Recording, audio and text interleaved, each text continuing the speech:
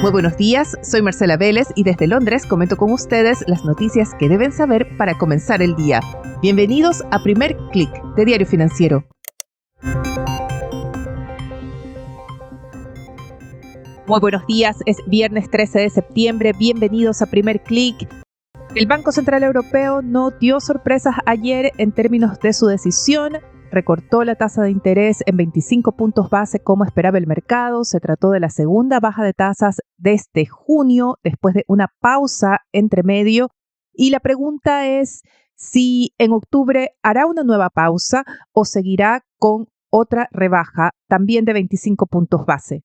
Y quizás aquí llegó la mayor sorpresa, porque contrario a lo que hizo a inicios de año, el BCE, su presidenta Christine Lagarde, fueron más conservadores, evitaron comprometer un ritmo específico de bajas de tasas o de acciones, evitó también comprometer que iban a hacer una pausa, no dio señales, sí dijo que la inflación va a la baja, pero recordaron que son dependientes de los datos, de las cifras que vayan recibiendo de parte de la economía. En materia de crecimiento, las cifras no son buenas.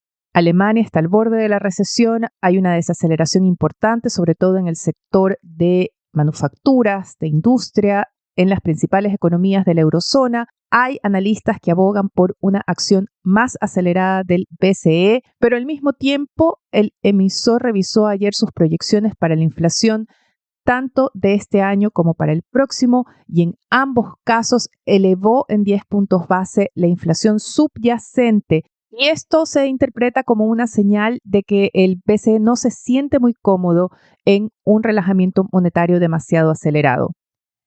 Vemos que esta mañana el euro avanza frente al dólar, la divisa estadounidense se debilita por tercer día consecutivo. ¿A qué se debe? Bueno, regresa al mercado las apuestas por un recorte más agresivo de la Fed en el inicio de su ciclo de bajas de tasas. Si a inicios de semana la probabilidad de un recorte de 50 puntos base había caído a 17%, incluso en algún momento, desde ayer por la tarde la probabilidad se ubica en 47%, es decir, que el mercado está casi dividido 50-50 en sus apuestas sobre cuál será la magnitud del primer recorte de tasas de la Fed que se realizará el próximo 18 de septiembre. A favor de una acción más agresiva está el alza en las solicitudes de subsidios por desempleo, que sin embargo estuvieron dentro de lo esperado. Se registraron 230,000, un aumento de 3,000 desde la semana anterior, pero hay voces que apuntan a que la desaceleración de la economía estadounidense, si bien ha comenzado, no es tan dramática para justificar una acción de 50 puntos base de parte de la Fed la próxima semana. Este es el debate que va a marcar al mercado en los próximos días. Vemos que por ahora el dólar se debilita, las tasas de los bonos del Tesoro retroceden también con fuerza, se ubican en torno a 3,64% en el caso de los bonos del Tesoro a 10 años, mientras las acciones anotan alzas moderadas. Vimos el índice regional en Asia avanzar 0,42%, frenado en algo tanto por caídas en Shanghái, ya vamos a hablar de las noticias desde China, y también una caída del Nikkei japonés. En el caso de la bolsa de Japón, se ve influenciada por un nuevo avance del yen, que subió casi 1% frente al dólar. Contrario a lo que pasa en Estados Unidos o en Europa, en el mercado japonés, los inversionistas ya están dando por sentada un alza de tasas antes de fin de año. En Europa el Stoxx 600 sube 0,37% y vemos avances algo menores en los futuros de Wall Street, se alinean más bien en torno a 0,15%. El cobre también anota un nuevo avance, 0,33%, se alinea así con otros metales y el petróleo sube 0,70%. ¿Qué va a pasar con la Fed la próxima semana y de aquí hasta fin de año? El invitado a nuestro especial de esta semana nos dice que el mercado está siendo demasiado agresivo en sus apuestas, que la Fed va a ser menos dovish de lo que se está esperando. Klaus Kempfe, director ejecutivo de soluciones de portafolio de Credit Core Capital, cree que veremos menos recortes de tasas de parte de la Fed, no solo este año, sino también a inicios del próximo, y esto va a impulsar al dólar en el corto plazo. Tuve una conversación bastante amplia con Klaus, abordamos las monedas latinoamericanas, los bancos centrales, también llegamos a China, así que los invito a que no se pierdan nuestra conversación hasta el final. ¿Cómo se ve el escenario para el dólar ahora que entramos a esta etapa de relajamiento monetario? Super Marcela, el dólar ha tenido una apreciación de varios años, no es algo que sea desde ahora, más o menos desde el 2021, cuando el Banco Central de Estados Unidos, la Fed, empieza a subir tasas, empezamos a ver una apreciación del dólar que lo llevó desde niveles de 90 en el dólar index hasta niveles de más o menos 115 en el dólar index. Esta apreciación había sido bastante rápida. Esto no duró tanto tiempo y efectivamente el dólar cayó hasta un rango más cercano a entre los 100 y 105. Y ahí se ha mantenido el último año y medio. Y en ese sentido, lo que hemos venido viendo es que la economía americana ha tenido pequeños booms y anuncios o anticipaciones de recesión. Después otro boom y después otra anticipación de recesión. Ninguna de estas recesiones ha terminado llegando hasta ahora. Pero sí el dólar se ha ido moviendo en esa línea. Durante los últimos 2 o 3 meses ha venido cayendo y hoy día estamos en un nivel bajo, ¿cierto? Cercano al 100. ¿Qué es lo que ha venido pasando? Hasta noviembre del año pasado no se esperaba ningún recorte casi de tasa.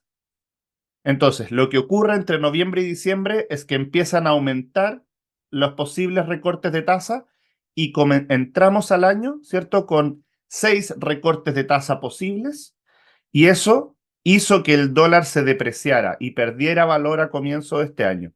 Lo que empezó a pasar entre enero, febrero y marzo es que, a pesar de que los datos de inflación seguían más o menos estables y en- acercándose a una normalidad, los datos de actividad empezaron a sorprender al alza y empezamos a tener muy buenos datos de empleo, por sobre 200.000 empleos por mes, lo cual parecía casi una reaceleración económica, y expectativas de crecimiento económico que si uno veía los nowcast de Filadelfia o de Atlanta, que de alguna forma te van tratando de anticipar lo que va saliendo el PIB, en algunos momentos de enero y febrero se esperaba que el primer trimestre creciera un 4%. Terminó creciendo menos, pero sí hubo una expectativa de ese crecimiento muy acelerado. Y eso efectivamente empezó a hacer que el dólar retomara fuerza durante el comienzo de este año, a pesar de que a fin del año pasado había perdido fuerza y por eso, más o menos en abril, el dólar alcanza su pic. Hacia adelante, empezamos a ver de a poco algunos datos, no de debilidad completa de la economía americana, pero sí mostrando que esta aceleración de la economía no era tal y que de alguna forma íbamos efectivamente a tener un aterrizaje. Hoy día no sabemos si ese aterrizaje va a ser suave o no va a ser suave, pero lo que pasaba es que entre enero, febrero, marzo, abril incluso, muchos decían, bueno, esta economía no aterriza, va a seguir a toda velocidad. Claro. Y la fortaleza de la economía es súper relevante, porque la fortaleza de la economía determina la tasa de interés y la tasa de interés relativa entre Estados Unidos y Europa es lo que determina casi al 100% el valor del dólar internacional. Pero en ese sentido, si vemos solamente el tema de rendimiento de la economía, las perspectivas serían todavía a favor de un dólar más fuerte, qué sé yo, sobre todo frente al euro, donde tenemos, por el contrario, una actividad súper desacelerada con Alemania al borde de la recesión.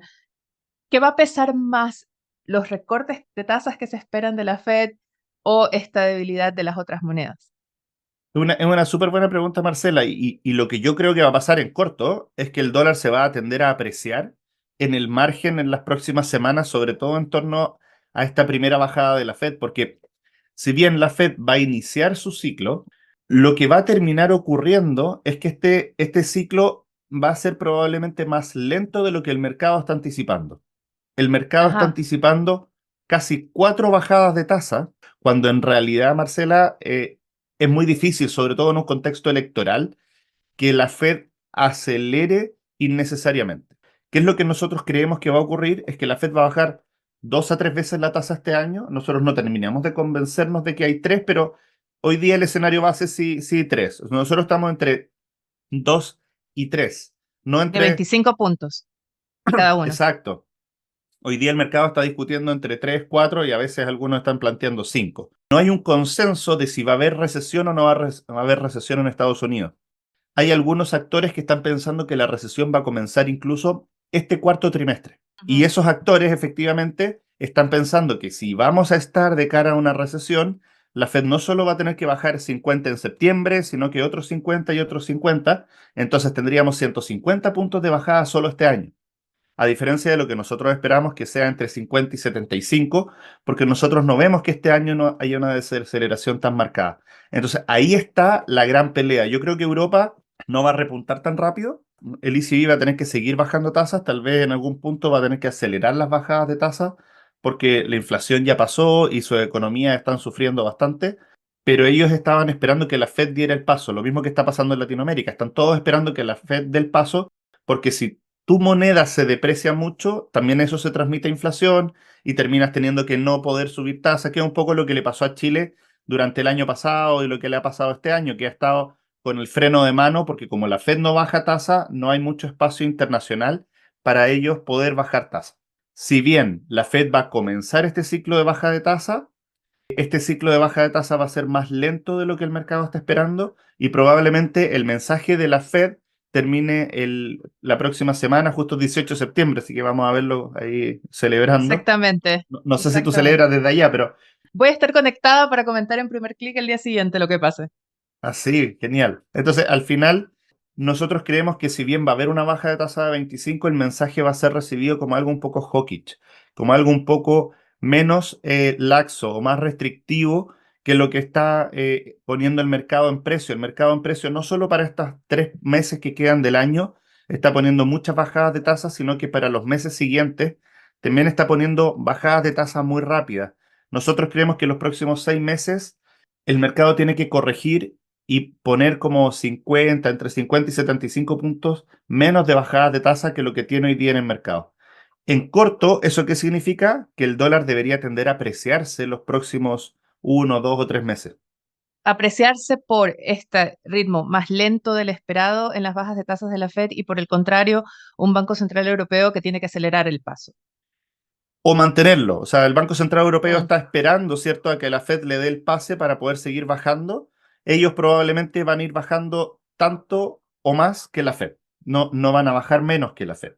Y eso de ujú. alguna forma va a hacer que el diferencial de tasas, que ya es favorable para el dólar, se vuelva más favorable para el dólar y el dólar tienda a apreciarse. Hoy día estamos en niveles más o menos de 101, 101, 102 en ese rango. Nosotros no descartamos que eso pueda volver a niveles de 105 de aquí hacia final de año para después entrar en un proceso en donde el próximo año podamos ver los resultados de las bajas de tasa del resto del mundo y podamos ver cómo el resto del mundo empieza a crecer y que de alguna forma Estados Unidos crezca un poco por debajo del potencial. Nosotros no estamos viendo una recesión, pero sí una debilidad en el consumo, y eso debería hacer que Estados Unidos crezca entre 1 y 2, cuando ha venido creciendo entre 2 y 3. Mientras que el resto del mundo, que está asfixiado con el nivel de tasas que tiene la Fed y que obliga a los bancos centrales locales a tener tasas altas, esas economías deberían poder bajar tasas incluso más rápido que la Fed, que podría de nuevo debilitar sus monedas en el corto plazo, pero acelerar sus economías en el mediano plazo y ahí ver una reaceleración de las monedas de cada uno de esos países. Esto es un transiente, o sea, no es que veamos que el dólar va a caer consistentemente o que va a subir consistentemente.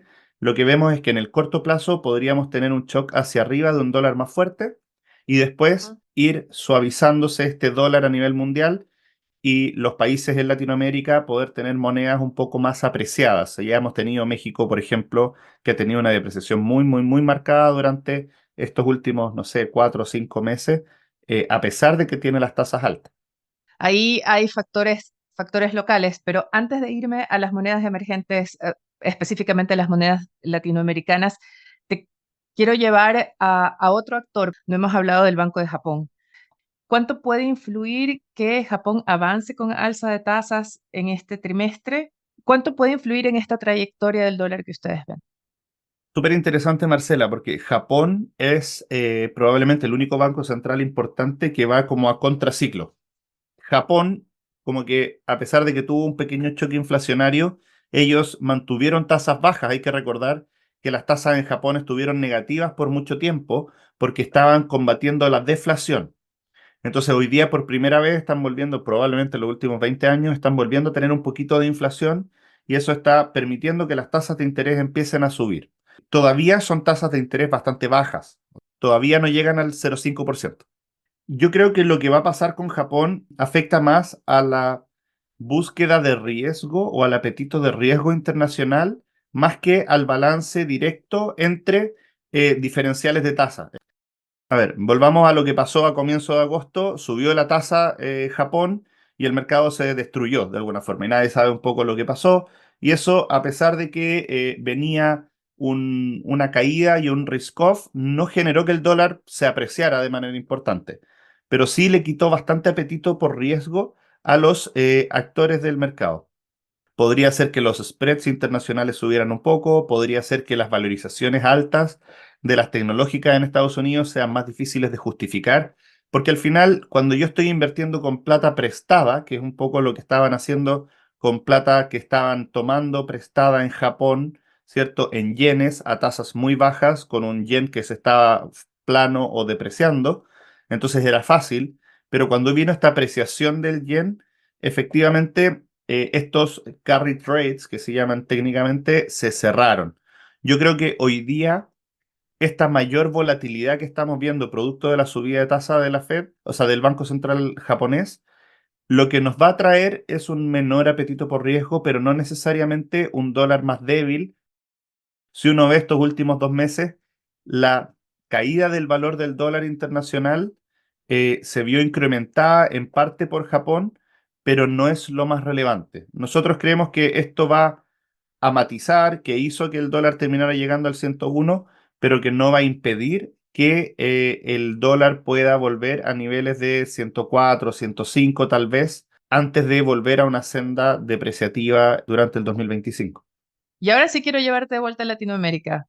En el caso de las monedas de la región, ¿cuánto están pesando factores locales y cuánto está pesando el comportamiento global del dólar?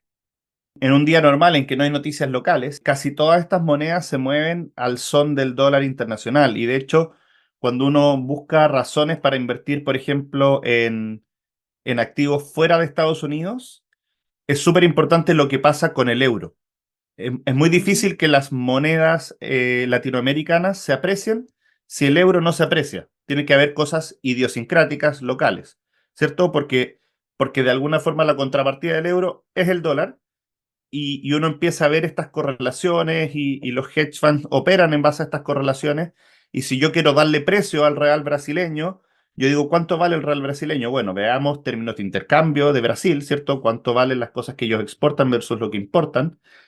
Y también vemos otros factores como precios de mercado, que tienen que ver mucho con el euro. O sea, al final el euro termina determinando y es muy raro que tengamos rallies importantes de las monedas latinoamericanas sin un euro que está funcionando. Y detrás de Europa es toda una cadena. Si al final este mundo tiene dos grandes motores, China y Estados Unidos. No hay más motores grandes. Entonces, si es que se desacelera el ala de China, hay una región del mundo que empieza a desacelerar. Las compañías europeas o Europa exportan, no sé, como 30-40% de sus utilidades vienen de Asia y de eso una gran parte viene de China. Entonces esta desaceleración de China le pega directamente a Latinoamérica, pero le pega también directamente a Europa y hace que el euro a veces no esté tan fuerte. Ahora sí se ha fortalecido y de hecho está en niveles que nos parece un poco altos de cara a lo que va a decir la Fed. Volviendo un poco a México, México, por ejemplo, es el caso típico en donde tenían todo a favor. Suena Sí. parecido a lo que está pasando en Chile. Tenemos Sí. todo a favor para los próximos 10 años. Tenemos que intentar no embarrarla. México también. O sea, México tiene todo a favor. O sea, Estados Unidos se pelea con China. Estados Unidos necesita un aliado estratégico para generar toda la producción que está produciendo en China y buscar dónde producirla. Pero fuera de India, hay muy pocos países en Asia que estén fuera del círculo de influencia de China. Entonces, ¿Qué es lo que te va quedando? Te va quedando Latinoamérica y México es lo más natural. La mano de obra en México es más barata que en China. Entonces estaba todo dado para que tuviéramos una inversión súper potente en México y de hecho se dio una apreciación importante de la moneda mexicana en donde alcanzamos algo como 16 pesos mexicanos por dólar abril y esto empezó a depreciarse de a poco hasta que hoy día estamos en torno a 20 pesos mexicanos por dólar de vuelta a los niveles relativamente altos que tuvimos en otros periodos. O sea, México se perdió con estas reformas políticas que tienen más que ver con el sistema judicial, pero ya sabemos que el sistema judicial hay que cuidarlo y no hay que jugar con él. Se perdió esta apreciación de la moneda y dejó de ser como la niña bonita, el darling, ¿cierto?, de Latinoamérica y de todo el mundo. O sea, si uno pensaba cuál es el lugar que tiene más perspectivas independientes del ciclo económico, era México, y hoy día eso se complica un poco. Yo creo que México tiene un espacio de apreciación de su moneda de nuevo ahora. Yo creo que cuando la Fed empiece a bajar tasas, vamos a empezar a ver monedas latinoamericanas que van a poder empezar a subir. A pesar de que en una primera instancia a lo mejor el dólar suba y el euro baje un poco, sí, las monedas latinoamericanas ya están en rangos más castigados. Si uno ve los términos de intercambio, que deberían ser una variable muy relevante para determinar si una moneda está barata o cara, que tiene que ver con los precios de lo que exportamos versus lo que importamos, efectivamente ha habido una apreciación importante en los términos de intercambio, por ejemplo, de Brasil. O sea, lo que ellos Ujú. exportan ha subido mucho de precio versus lo que importan. Y eso no se ha visto traspasado a su moneda. De hecho, en enero de este año, el real brasileño estaba en torno a 4,8 y hoy día estamos hablando de 5,6 reales por dólar. Es un movimiento muy relevante durante el año, en un año en donde los commodities se han mantenido con precio alto y lo que está pasando tiene que ver en parte porque el año pasado Latinoamérica fue muy bueno en términos de recopilar flujo de países emergentes, pero cuando China empezó a acelerar entre marzo y abril, y como que todos pensamos que China volvía a acelerar, los flujos se empezaron a ir de Latinoamérica Mm, y eso ujú. generó un círculo que no se ha logrado romper porque también Lula no ha logrado dar suficiente estabilidad política. Y es interesante hablar de la región porque, de nuevo, cuando un hedge fund dice cuál es el precio justo del peso chileno, ¿qué es lo que uno hace? Uno pone un modelo y uno dice, ya voy a hacer una regresión lineal por hacer un modelo simple, y uno pone el cobre, pone el petróleo, porque eso es lo que mejor refleja lo que exportamos y lo que importamos, y uno pone el real, el peso mexicano, porque también incorporan cómo el mundo está viendo a las monedas emergentes en general, no solo lo idiosincrático chileno. Y lo idiosincrático chileno uno lo puede ver con el, no sé, tal vez con el C10, con algún índice de riesgo, con el diferencial de tasa entre Chile y Estados Unidos. Y la verdad, el peso chileno, si uno lo ve en un contexto largo histórico, está bastante depreciado. ¿Qué es lo que pasó? Chile fue probablemente el único país en Latinoamérica y en el mundo que se atrevió a bajar tasas antes. Nuestro Banco Central, la verdad, lo ha hecho súper bien. Subió tasas antes que el resto. Cuando la Fed todavía pensaba que esto era Sí. transitorio, nuestro Banco Central dijo, bueno, esto sea transitorio o no sea transitorio, es preocupante, tenemos que mantener la credibilidad, tenemos que mantener la preocupación que hay acá y subió tasas. Pero al mismo tiempo, como subió tasas, bajó tasas el año pasado de manera anticipada. Mayo del 2023, para hacer algo de memoria, el tipo de cambio estaba en 800, 7,85 hasta 821. Ese fue más o menos el rango en el que estuvo 3 o 4 meses y después el Banco Central empieza a bajar tasas, yo creo, apropiadamente. Si al final la economía local estaba débil y se fue reflejando y se ha seguido reflejando. Y ahí es donde empezamos con una depreciación súper rápida que nos lleva a un tipo de cambio en octubre, que de nuevo, el final de octubre fue el pic máximo del dólar internacional. Cuando uno ve ese peso chileno, tiene una mezcla en donde Chile decidió empezar a bajar tasas, nosotros estábamos por sobre 10. Entonces era un rango que era excesivamente restrictivo, con una inflación que ya estaba cayendo, estaba dejando las tasas reales muy apretadas. Si uno ve el mundo inmobiliario, por ejemplo, que se financia a TAB en UF al año, esa TAB en UF al año usualmente estaba en 2, en 3, en 4 y en ese punto llegó a 8, 9. Entonces, esta financiamiento de capital de trabajo empezó a destruir a las constructoras. El Banco Central empezó a ver la debilidad de la economía, que esta tasa real estaba subiendo porque la inflación caía y comienza a bajar tasas de manera correcta. Eh, ese peso pasó de 7,90, ¿cierto?, a 9,30, 9,40, y ahí fue que el Banco Central también se preocupó un poco y empezó a comentar esto cuando estábamos en 9,40. Hoy día estamos de nuevo en 9,40 y la verdad a nadie ya le parece tan raro y ningún banco central está comentando sobre el tema. Cuando uno escuchaba al Banco Central, lo que le preocupaba no era el nivel, lo que le preocupaba era la velocidad con la que se estaba depreciando la moneda. Y lo que pasó desde ahí es que tuvimos varios vaivenes. Tuvimos una de vuelta desde estos 9,40 en octubre del año pasado hasta diciembre, porque efectivamente en ese periodo fue todo bonito y bueno, iban a bajar tasas y todo fue bueno para todos, ¿cierto? Volvió a 8,60. Y después el dólar subió en marzo de este año cuando efectivamente te decía antes, estas sorpresas de la economía americana estaban muy fuertes. Volvió a subir el peso chileno a 9,80. También nosotros con algunos datos que no necesariamente nos estaban convenciendo de que la economía local iba a andar tan potente y con un banco central que seguía en este plan de bajas de tasa bastante consistentes y rápidas. Todavía seguíamos con tasas altas, entonces había espacio, pero se estaba discutiendo en ese momento todavía si el Banco Central chileno se iba a atrever o no a romper el nivel de la Fed, a pasar por debajo del nivel de la Fed. Y ex post, lo que terminamos viendo es que el Banco Central decidió ir esperando, tomándose una pausa, ver cómo esta depreciación de la moneda se traspasaba a precios, si es que la inflación subía o no subía. Y en medio de eso nos llegó el tarifazo eléctrico. Y eso sí le dio el espacio al Banco Central de pausar tranquilamente. Mirando hacia adelante, ¿cómo encontrar el balance? ¿Cuál es la situación para los emisores latinoamericanos en el sentido de, ok, quisiera bajar las tasas, pero tengo un repunte inflacionario alimentándose ahí por estas monedas que se han depreciado? ¿A qué juego? ¿Juego a Claro. ponerme en el ritmo de la Fed o a sostener y pausar para evitar un repunte inflacionario, que es lo que le ha pasado, por cierto, al Banco Central brasileño? Efectivamente, yo creo que todos los bancos centrales están esperando que la Fed comience a bajar tasas. En la práctica, ya estamos en el ciclo bajista de tasas internacionales y eso sí le da espacio a los bancos centrales latinoamericanos para bajar tasa de manera definitiva. Yo creo que el ciclo de inflación ya pasó, ya se rompió. La depreciación de las monedas ya debe estar dentro, no es parte, no todos tienen una indexación tan alta como tenemos acá en Chile con la UEF. Mm, La UEF ujú. nos indexa mucho y hace más persistentes los shocks inflacionarios. Yo tengo la impresión de que todos los bancos centrales van a poder comenzar a bajar tasas. Eso en el corto plazo va a hacer que el dólar se fortalezca contra las otras monedas y probablemente podamos tener de nuevo monedas latinoamericanas un poco más depreciadas que lo que tenemos.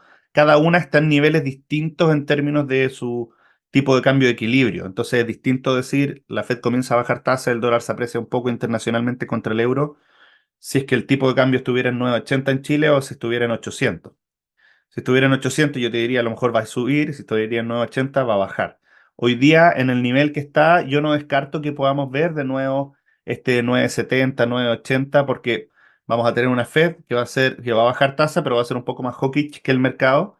Y además, la bolsa internacional, el S&P, por decirlo así, nosotros creemos que va a alcanzar nuevos máximos en 3, 4 días más. A la velocidad que va, sube todos los días. Entonces, si llegamos a nuevos ¿Sí? máximos, puede ser que nos encontremos con una Fed que es un poco más hawkish, que el S&P se empieza a caer un poco después de eso, y eso genera un risk-off adicional a este hawkishness o esta más restrictividad de la Fed que haga que las monedas latinoamericanas se deprecien un poco más. Pero de ahí hacia adelante, nosotros creemos que va a empezar una tendencia de normalización en donde el mundo va a volver a la normalidad durante el 2025. El 2024, todos quisimos volver a la normalidad, pero la Fed no nos dejó. Como siempre, espero que les haya parecido interesante nuestra conversación. Si tienen algún tema que quieran que abordemos en este espacio, no duden en contactarme. Pueden escribirme a mi correo electrónico mveles@df.cl o a través de mis redes sociales donde me encuentran como Marcela Vélez. Recuerdo también que siguen actualizados de las noticias del día y más visitando nuestro sitio web de f.cl y de fsud.com con las noticias de negocios de Latinoamérica. Gracias por acompañarnos, les deseo que tengan un buen fin de semana. Nosotros nos reencontramos el lunes.